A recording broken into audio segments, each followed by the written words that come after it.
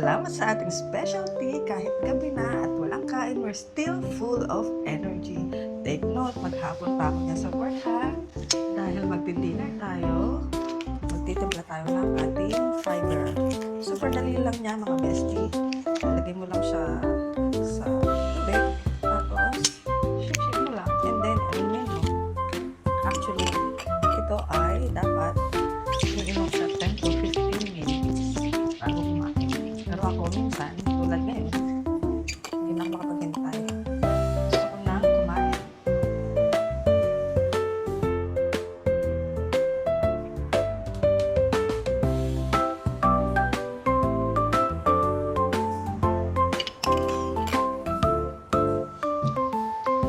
Nagluto po pala ako ng special Deli Mondo cornmeal. Salamat sa nagbigay. Ayaw ko ma-mention. So, ito na siya. Yan. Nilagyan ko siya ng egg. Sana side up dapat. Kaso nabasag yung egg. Kaya, dinaretso ko na. Tapos, rice is live, syempre. Naparami yata. Pero baka, mag-take 2 ako ng rice kasi ang dami kong ulam. Kain muna tayo mga bestie. Paalam!